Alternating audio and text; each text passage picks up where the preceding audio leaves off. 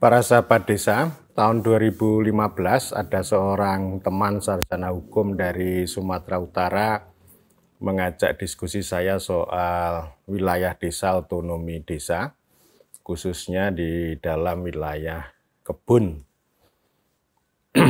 Teman tadi sedang meneliti tentang temanya seputar itu ya, tentang wilayah dan otonomi desa khususnya di Serdang Bedagai, karena ada 44 desa di Kabupaten Serdang Bedagai itu yang tidak punya wilayah. Jadi tanah dan wilayahnya itu menjadi yurisdiksi dan otoritas kebun. Dia menggugat, kalau ini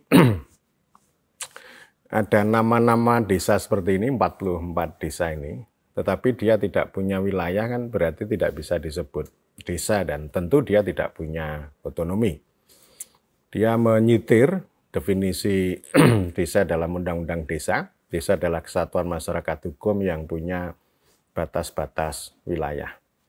Jadi artinya ini dia sebenarnya sedang menggugat dan melakukan pembelaan advokasi terhadap 44 desa ini yang dapat dikatakan tidak punya yurisdiksi wilayah dan tidak punya otonomi di dalam wilayah kebun ini. Lalu saya tanya, itu desa dengan kebun itu duluan siapa? Ya. Dia katakan bahwa ini secara hukum, bahwa wilayah Negara Kesatuan Republik Indonesia itu dibagi habis ke dalam provinsi, kabupaten, kota, kecamatan, desa, dan kelurahan. Dari waktu ke waktu itu ada penyempurnaan. Jadi artinya meskipun ada lahan kosong, tidak ada penghuni, tidak ada manusianya, tetapi secara teritorial itu pasti sudah dikapling-kapling ke dalam wilayah ini ya, desa, kecamatan, dan seterusnya. Dan memang kalau periode yang dulu itu batas-batas wilayahnya ini belum jelas. Ya, saya kira ini juga sangat berbeda dengan di Jawa. Kalau kasus di Deli Serdang dan sekitarnya itu kan karena dulu zaman kolonial dengan program kolonisasi itu manusia dikirim ke sana untuk membuka kebun ya. Dan tentu dari situ kemudian mereka mulai membentuk desa. Jadi artinya meskipun ini ada wilayahnya, tentu belum tentu ada desanya ya. Tetapi pada masa Republik kan semuanya diteritorialisasi. Jadi meskipun ini kosong, tetap ini masuk dalam wilayah yurisdiksi otoritas pemerintahan, entah itu desa, kelurahan, kalau di kota ya pasti ya kelurahan, kemudian kecamatan dan seterusnya. Jadi artinya desa itu ya ini organisasi, punya wilayah, punya manusia, yang kemudian ini wilayah itu sebagai rumah. Kalau kita diskusi di dalam Undang-Undang Desa, sebelum kita bicara tentang apa itu desa, kewenangan desa, pemerintahan desa, maka didefinisikan dulu soal penataan desa. Penataan desa itu yang nomor pertama adalah wilayah. Ya, jadi ini saya kira menjadi persoalan. Desa tidak mungkin punya otonomi kalau dia menumpang di dalam negara, istilah saya negara kebun. Karena negara kebun ini terus-menerus dibicarakan di Sumatera Utara dan saya kira juga desa-desa yang lain. Ketika bulan Februari tahun 2014 Undang-Undang Desa ini dirayakan di Magelang, ini ada banyak teman dari berbagai daerah termasuk Sumatera Utara dan tempat-tempat lain itu menyampaikan ya, menyampaikan ini ya soal desa di dalam negara kebun ini yang tidak punya yurisdiksi itu. Bahkan ketika pemilihan presiden tahun 2014 itu teman-teman ini juga menyampaikan, bahkan mereka bilang begini, kami akan mendukung Jokowi kalau Jokowi punya program ya. Punya program untuk melepas desa ini atau mendudukkan desa ini punya wilayah. Jadi Maksud saya penetapan yurisdiksi wilayah desa. Dan karena itu dulu saya pada tahun 2014 ketika menjadi bagian dari nawacita, ya, menyusun nawacita bidang desa, ini saya tegaskan. Jadi kalimatnya membebaskan desa itu dari wilayah desa dari kantong-kantong kebun, hutan maupun taman nasional. Jadi artinya yang ditegaskan itu wilayah. Meskipun penggunaan tanah, penggunaan lahan itu untuk kebun, itu tidak jadi soal.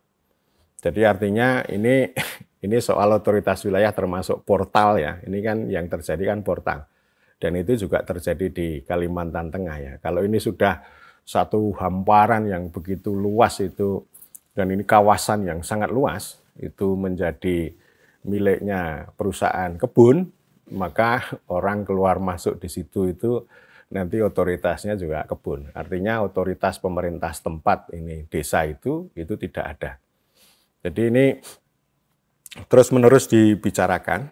Lalu teman-teman Bitra itu ketika menulis buku tentang substansi aksi Undang-Undang Desa ini juga disebut soal desa-desa yang tidak punya yurisdiksi ini ya. Dan itu sudah lama, baik itu kena portal, kemudian kalau punya uang untuk memperbaiki jalan dan sebagainya itu tidak boleh. Karena itu semuanya menjadi otoritas kebun gitu. Dan sampai hari ini itu belum diselesaikan. Dan saya sebenarnya sudah mengusulkan lama. Ini perlu untuk dipetakan di studi, ada berapa jumlah desa di daerah-daerah kebun, hutan, dan taman nasional. Itu saya kira tidak jadi soal. Jadi ini penegasan soal otoritas yurisdiksi wilayah, tetapi penggunaan atas lahan itu bisa dilakukan oleh kebun gitu ya. Jadi artinya ya seperti desa-desa yang lain ya. Ini kalau dalam satu wilayah ini kan yurisdiksinya jelas. Ini batas-batas wilayah ini adalah desa ABC. Di dalam wilayah itu lalu kan ada lahan yang digunakan untuk rumah pribadi, untuk pabrik, untuk kantor-kantor publik, untuk sekolah, untuk puskesmas dan sebagainya. Nah, kemudian ini yang punya lahan ini kan dia memiliki. Sementara untuk urusan yurisdiksi sama administrasi itu di bawah otoritas pemerintah desa ya, yang bersangkutan. Jadi saya kira tidak jadi soal dan ini belum ada studi yang cukup memadai, ya, terutama dari sisi pemerintah, tidak ada kajian. Penting untuk kita lihat dari sisi histori, ya historinya dulu bagaimana. Kemudian juga histori ini saya kira termasuk juga asal-usul manusia di situ maupun kebun itu. Dan tentu juga teritorialisasi ini penting untuk dilihat. Lalu soal status hukum, ini juga penting untuk dilihat, dan lalu dinamika hari-hari dari hari ke hari sampai hari ini.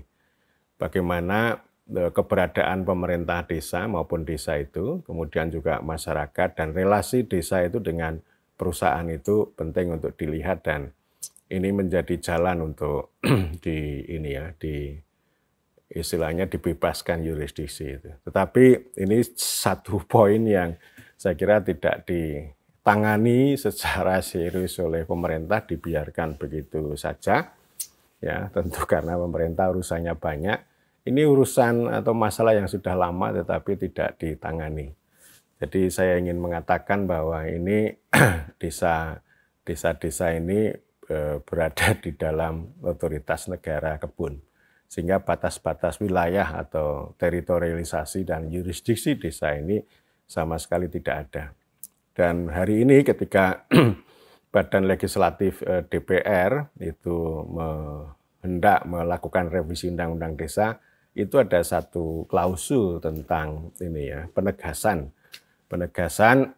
yurisdiksi desa di wilayah kebun, hutan maupun taman nasional. Ya, bagaimanapun nama desanya sudah ada, tetapi tidak punya yurisdiksi. Saya kira ini penting dan ini harus diperjuangkan.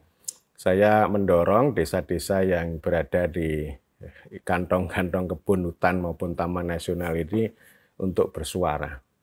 Ya, supaya ini bisa goal gitu ya, tanpa merugikan. Kalau posisi hari ini kan desa itu sangat dirugikan oleh pihak perusahaan dan itu dibiarkan begitu saja ya. Jadi artinya meskipun ada jargon negara hadir, tetapi untuk urusan yurisdiksi wilayah desa itu sama sekali tidak hadir. Malah justru yang hadir di tengah mereka itu adalah negara kebun, negara hutan.